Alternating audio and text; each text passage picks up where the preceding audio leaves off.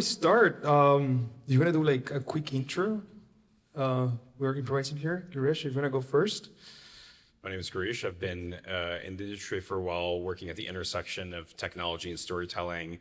I lead our creative innovation effort, helping storytellers around the world tell stories in brand new ways. My name is Joel Kuwahara. I'm an animation producer. Started my career early, like in the 90s, on a show called The Simpsons, and have worked, over 30 years. Founded a company, an animation studio called Bento Box. Our big show is Bob's Burgers, and I recently exited Bento Box to pursue and start up a new studio where I can lean into technology and work with some great creators. Thank you guys for being here. It's an honor. I think we know each other, and I know you guys for a long time, so I'm very happy to finally be here kind of sharing some of the things we discussed in private. Girish, maybe we can start with you. Where is Netflix on AI these days? How are the tools being used in production? Like, what are things happening inside the company? Yeah, it's Netflix has always been at this intersection of technology and filmmaking and the ways that we tell stories for quite a long time, probably since our inception. And AI is just another chapter in that for us. And we think it's kind of consistent with this age-old arc of technology supporting the way that we tell stories. And I think specific to AI, we've seen filmmakers and artists and heads of department around the world lean into AI in a variety of different ways, from being able to design their films early in the process, whether it's for costumes or for sets, to lighting designers being able to proxy what their lights are going to look like or stunts are going to look like before they're able to step foot, to explosive visual effects that could never have been done in any other way. And we actually cut together a little reel for all of you today that has some of the examples of some recent stuff. We have a ton of different incredible filmmakers around the world doing AI in a variety of different ways, and we cut together something really special. This has never been shown before, has it? World premiere. Wow, here we go.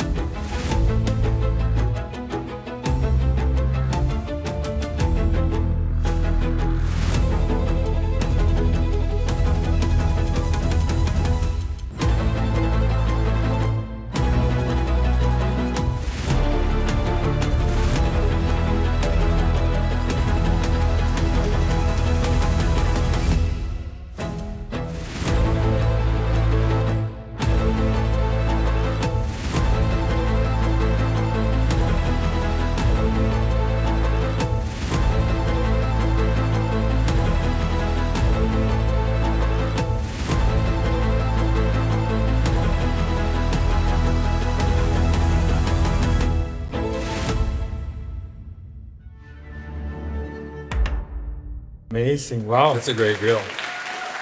Yeah.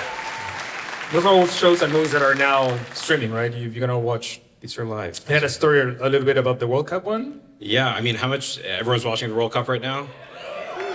So I think what's interesting about when we think about AI and storytelling is solving problems that creators have. And when we met with Pedro and Paulo Morelli, who were the filmmakers behind Brazil 70, we flew down to Brazil, we sat with them, and they are trying to tell a story of the World Cup of 1970s and the emotion of the audience and how much they were into it, and it had to be a period piece and it had to be authentic. And the biggest thing that the father-son duo was telling us was, we just want to tilt the camera up. We just want to see Pele, the incredible actor that plays Pele, and we just want to tilt the camera up. We want to be able to show the scope and the scale, pull the camera out, go into the audience, out of the audience, in ways that just were not feasible in any other way. And we were able to work with our eyeline team, who's incredible. There are visual effects and innovation hub for the studio, and we brought them in together, and we're trying to brainstorm how we can combine the best of practical photography, the best of the actual visual effects process, but also lean into these generative tools to actually bring authentic crowds that feel emotional and fill up these massive stadiums in ways that would not have been possible anyway. And I think creative compromise is something that when we talked to them about, is they just felt that these would just be shots that would have been cut. And I think more often than not, when we think about AI and we think about filmmaking, it's like, what are the things that are just left on the cutting room floor that we could finally keep? And I think that was super special when we got to see that. Nice, I love that. And I also feel like it's very, you can't really tell. That's the point. You just fell for the story, and now you're seeing how it was made. But you fell for the story first of all. Joel, I want to turn it to you now. Bento Box, they're one of the most productive animation studios in the business, right? You guys build, Bob's Burger, come on, massive hit. Animation has always been a place where technology and craft really come together. How do you think AI really changes that, or if it does at all? Yeah, well, I think AI gives us the ability to try more things.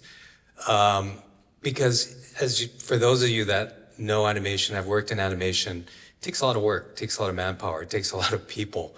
And sometimes some of the best results could come about not just by doing something like once that takes a long time. Like we don't get a lot of opportunities to really do the best version because you need to try it out, you need to test it, you get some feedback.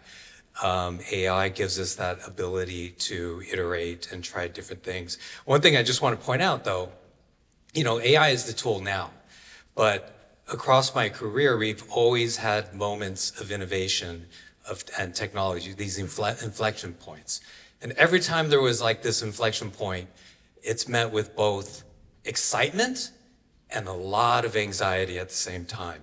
So whether it be from film, when we would hand paint on cells, to digital ink and paint, to drawing on storyboards with paper and pencil, to digital tablets, like every one of those moments was, we had to deal with, artists and people that just didn't want to make that change. And it's okay, like there were some people that stayed then went the traditional route and continued, but if you look at our industry now, we've only been moving in a forward direction, including with the technology. Like we use Storyboard Pro instead of like paper storyboards. We do digital animation, and that was controversial at the time too. Excuse me. And I see this as another point, another inflection point where the innovation and the tools are there, but it is still going to come down to the craft and the vision of the artist and the storytellers.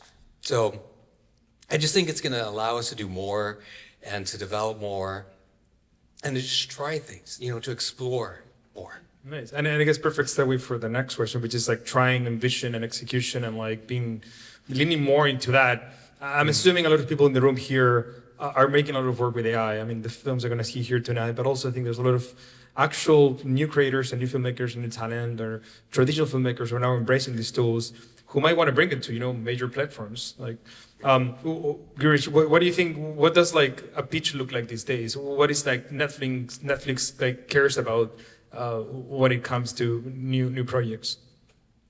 I think it's very similar to what we would expect from any project, which is, I think we think about this as similar to, we're looking for great stories told by great storytellers using innovative new tools that connect with audiences.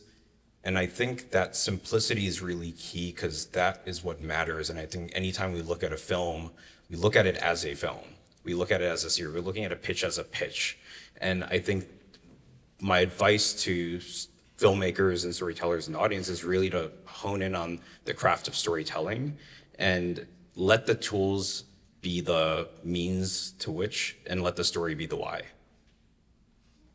Oh, I like that idea also. I think it also, to my point maybe that I was speaking before, it's always been about stories, technology in service of storytelling. You guys have been, coming from different perspectives, from different backgrounds to this stage. but that's kind of the point. I like the different like perspectives and backgrounds. Yet, what does these other person's perspective teach you about where this is all going? I don't know if you guys have a time to like speak maybe behind the stage. Well, I just think it's going to be an interesting direction with the use of AI and the tools and what it can do and the speed in which it can do it, because, you know, we have, for the first time, the ability to, you know, I think AI is going to kind of define itself in the medium. You know, like film, like TV didn't replace movies. It was a different way of producing it. I think AI is going to find its own niche and its own strength. It's going to, you know, we have like video games have created a whole new way of telling stories.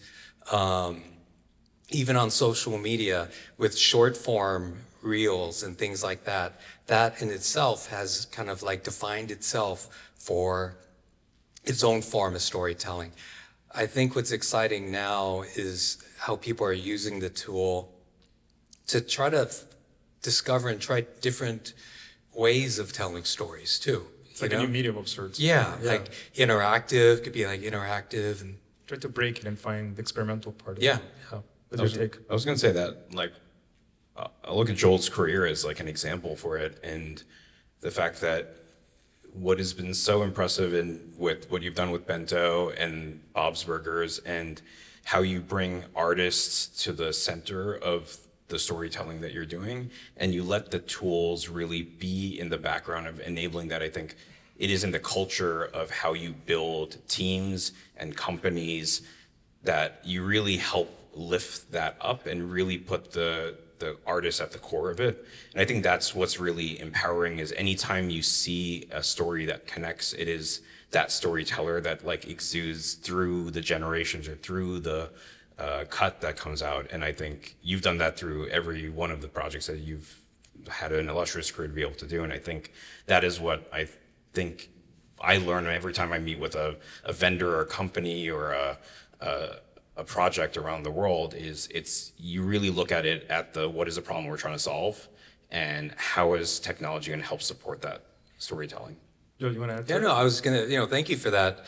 And we were talking earlier as well about, you know, maintaining a critical eye on the quality of the work that we're producing.